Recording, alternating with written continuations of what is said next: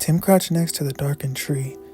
"Geez, it's colder out here than I expected," he said, rubbing his gloved hands together. Pulling the hood of his coat further over his head, he continued, "How much longer will we be out here?" A man turned to face him. "Until either we kill that thing or it kills us. We can't leave without getting a job done."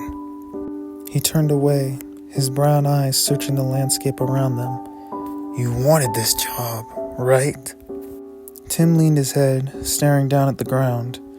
He hugged his arms close to his body to preserve warmth as he responded, "Well, yeah." "Then get used to it. There's many struggles that come with a job like this," Marcus said. The duo then went quiet for a while, nothing but the wind to keep them company. "Let's get moving," Marcus began again. "I'd rather be the ones finding it than it finding us. Last time was really rough," he finished, gesturing to the few gashes in his navy blue coat. Tim let out an annoyed sigh. Keeping his green eyes focused on the ground, he began to think. He really couldn't stand Marcus sometimes. Always working him down to the bone. It was really exhausting. He tried to remember how long they had been traveling since their last encounter, and he guessed that it had probably been a few hours now. He looked up to the full moon that hung high in the sky, and then he furrowed his brow, realizing how quiet everything sounded. He then looked down to see Marcus heading off in a random direction without him. "Hey, wait for me, man!" he yelled out, quickly jumping to his feet and rushing over to catch up. They had been walking for about 10 minutes through the forest before Tim then broke the silence.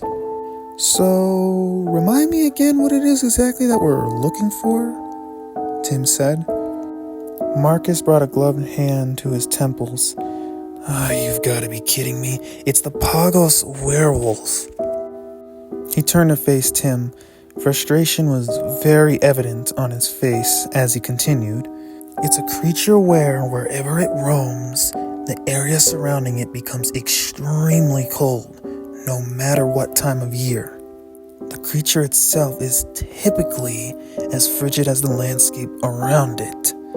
Now, do you remember how to kill it?" Marcus inquired, staring at Tim expectantly. "Yeah," Tim responded, pulling on a gold blade that he had holstered along his belt. "Good, you're not completely useless. Now do you remember what the damn thing looks like?" Tim was taken aback for a moment, feeling quite insulted. He pulled his black ski mask higher over his face as the wind picked up speed. "Of course I know what it looks like. I saw it, didn't I, old man?" Tim snickered to himself as Marcus let out a low sigh. "I really hate working with the youth, I swear." He pulled his own black ski mask higher over his face. Tim felt a little disappointed to not be able to see Marcus's expressions anymore. Seeing those pissed off looks he tended to have was one of the only entertaining parts that really happened during the calm stages on the job. Tim's thoughts were suddenly interrupted as Marcus placed an arm over his chest. "Do you hear that?" he said. Tim listened for a moment. He furrowed his brow as the sound of running water reached his ears. Marcus suddenly rushed forward, Tim following just behind him. As they moved, the wind picked up even more speed. The force of it felt suffocating to them. Tim wondered if they should have worn some thicker parkers. He looked over to Marcus, who was staring down into the water thoughtfully. "What is it?" Tim said. Marcus looked over to Tim before responding, "A bad sign." Tim had an eyebrow raised as Marcus continued. "The water's in the beginning stages of freezing over, and the wind is picking up speed.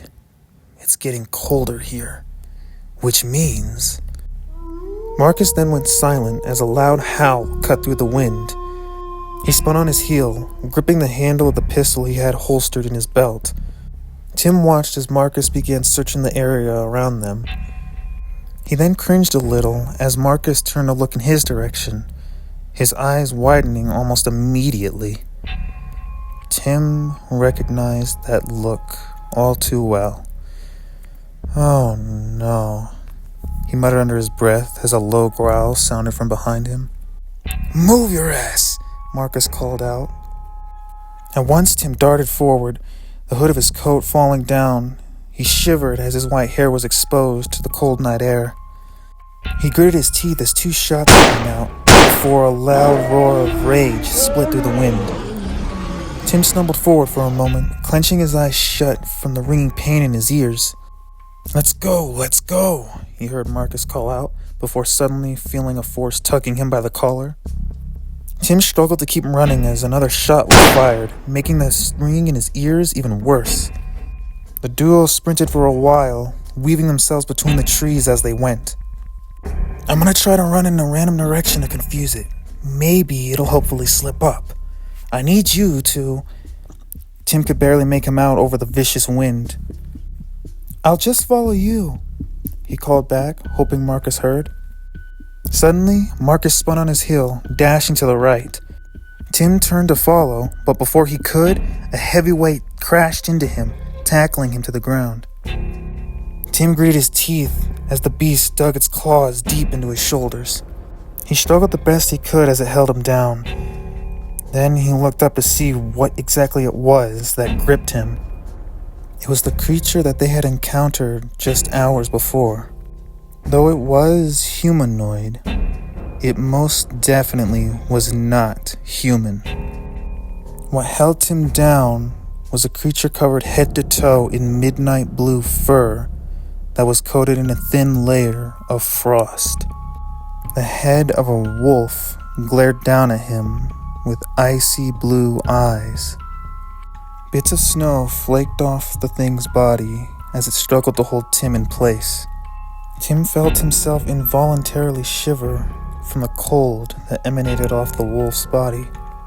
Alarm overtook him as he realized that he could not get this thing off of him. He shut his eyes tight, still struggling against the thing's weight as it opened its maw. He felt himself shiver even more as the wolf's frigid breath made contact with his skin. His thoughts began to whirl as he continued to struggle. Cold. Why is everything about this damn thing so cold? Another gunshot rang through the cold night air. Tim clenched his teeth again as that ringing pain returned once again to his skull. After a few moments, he peeked his eyes open. The wolf had its head turned in the direction of Marcus, its lips drawn back in a frustrated snarl. "I'll try to come back for you later," he began. "Just run in the opposite direction for now." Marcus then looked at the wolf, flipped at the bird before rushing off deeper into the forest. Tim let out a heavy breath of air as the weight atop him vanished before the sound of heavy footfalls trailed further and further away. He lay there for a little while, listening as more gunfire echoed off in the distance. Slowly he rose to his feet, wincing from the sharp pain in his shoulders, and began ambling in the opposite direction of all the noise. Tim traveled for what felt like hours. Which way did they come from? He couldn't remember. He looked up into the starry sky. The moon still hung high above. Tim groaned from the effort it took to keep himself moving, the pain in his shoulders feeling even worse than before. "I swear," he muttered to himself, "when I recover, I'm gonna kick that thing's ass." He hugged his arms close to his chest as the wind began to pick up once more. "For now, I need to..." He paused as he noticed something in the distance. "What is that?" he questioned as he stared wide-eyed at the structure. He then realized that it had to be a building, but all the way out here? Despite how weird it seemed, Tim knew he had to at least try the location. It was either going there or risk dying out here of hypothermia. He began moving again, at a quicker pace this time. After walking for a little while, he soon found a dirt path. He turned to the right, looking to see a mansion standing before him. Why is there a... Oh, we're here, he said as a thought hit his mind. It really has been a while, he finished as he began walking down the path. He gazed up in awe at the structure towering over him as he walked. It had a sense of familiarity to it. The brown paint, the numerous windows, and the balcony that towered over the porch. What a weird feeling it all brought. He had only gotten halfway up the path before freezing in place. A low howl echoed off in the distance. Dang, he hissed under his breath, beginning to pick up his pace. He stumbled a little as the wind began to push even harder against his body. Eventually, he finally made it to the doorstep. As he stepped up onto the wood, a familiar growl sounded behind him, causing him to immediately spin on his heel to look around. At first, he couldn't really see anything amongst the darkness, but then he soon recognized two bright, icy blue, glowing orbs among the shadows of the trees. Tim immediately turned around and began to scramble for the doorknob. As soon as he gripped a hold of it, he twisted it, finding the door thankfully unlocked. He then quickly shoved the door open before slamming it shut behind him. He stood there for a moment, his breath coming out in heavy gasps.